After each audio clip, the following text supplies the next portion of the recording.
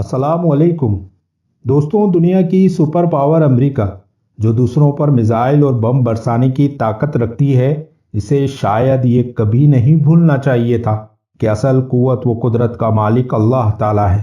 اللہ کی گرفت و پکڑ جب آتی ہے تو نہ کوئی میزائل چلتا ہے، نہ کوئی توپ گرجتی ہے، نہ کوئی بم پھٹتا ہے، لیکن سب کچھ لمحوں میں بدل کر رہ جاتا ہے۔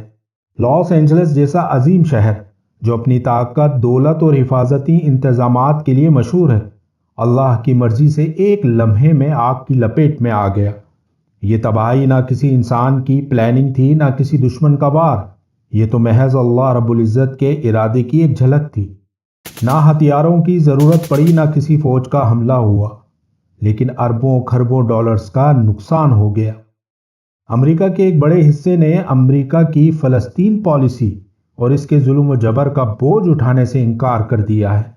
جب ظلم حدوں سے آگے بڑھ جائے تو مظلوم بچوں کی عرش کو ہلا دیتی ہے۔ فلسطین کے معصوم بچوں کی چیخیں اور بے گناہ لوگوں پر جاری ظلم خدا کی بارگاہ میں پہنچ چکا ہے۔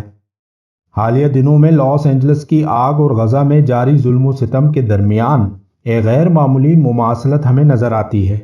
لاس اینجلس کی تباہ کن آگ نے نہ صرف پوری دنیا کو ہلا کر رکھ دیا ہے، بلکہ عالمی سطح پر بھی تشویش کی لہر پیدا کی ہے۔ دوستوں، 1781 میں آباد ہونے والا شہر لاس اینجلس آج آگ کے شعلوں اور دھوؤں کی لپیٹ میں ہے۔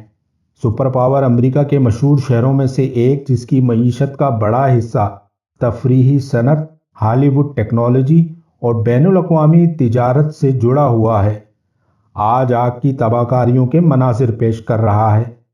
جنگلات میں لگنے والی آگ نے شہر سمیت بڑے جغرافیائی حصے کو اپنی لپیٹ میں لے کر اپنے پیچھے تباہی و بربادی کی وہ تصاویر چھوڑی ہیں جو غزہ کے تباہ شدہ گھروں، اسکولوں اور ہسپتالوں اور علاقوں سے میچ ہو رہی ہے۔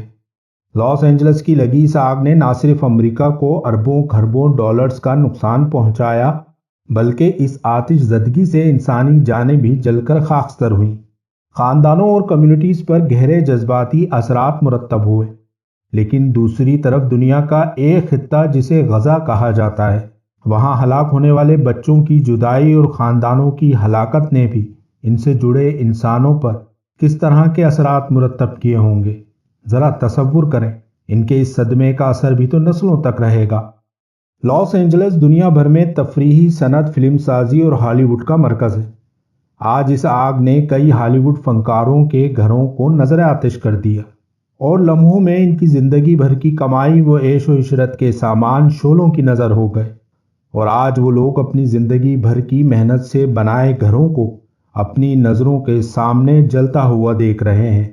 لاس اینجلس ایک تیز رفتار زندگی کی علامت رکھنے والا شہر، جس کی مادیت اور دنیاوی چکا چوند ایک عجوبہ تھی، آج اس تیز رفتار شہر میں اسی تیزی سے بھڑکتے ہوئے شعلے رقص کر رہے ہیں اور اپنے پیچھے تباہی و بربادی کے نقوش چھوڑ رہے ہیں۔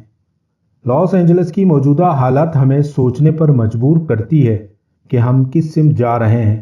یہ واقعہ ہمیں یہ سبق دیتا ہے کہ دنیاوی طاقت، دولت اور شان و شوکت اللہ کی قدرت کے سامنے کچھ بھی نہیں۔ انسان جتنا بھی مضبوط ہو جائے، لیکن جب اللہ فیصلہ کرتا ہے تو سب کچھ لمحوں میں برباد ہو جاتا ہے۔ اِنَّ بَطْشَ رَبِّكَ لَشَدِيدٌ، بے شک آپ کے رب کی پکڑ بہت سخت ہے۔ دوستوں، کیلیفورنیا کے جنگلات سے شروع ہونے والی آگ نے آج دنیا بھر میں امریکہ کو نئے نئے القابات سے نواز دیا ہے۔ کسی نے اس آگ کو امریکہ کے لیے خدا کا انتقام کہا تو کسی نے لاس اینجلس کو امریکہ کا جہنم قرار دیا، تو کسی لیڈر نے اس تباہی کا موازنہ غزہ کے تباہ شدہ گھروں، اسکولوں اور اسپتالوں سے کیا، جو انسانیت کی اجتماعی، خاص کر امریکی پالیسی کی بے حسی کو ظاہر کرتا ہے۔ لاس اینجلس کی آگ نے ہالی ووڈ کی مشہور شخصیات کے مکانات کو راکھ میں بدل دیا ہے، جبکہ غزہ میں انسانی جانیں بے دردی سے ضائع ہو رہی ہیں۔ یہ دونوں واقعات انسانیت کے لیے ایک سبق ہیں۔ ایک طرف امریکہ جو دنیا کی سپر پاور ہے، قدرتی آفات کے سامنے بے بس ہے، اور دوسری طرف غزہ کے معصوم عوام ہیں جو مسلسل انسانی ظلم کا شکار ہیں۔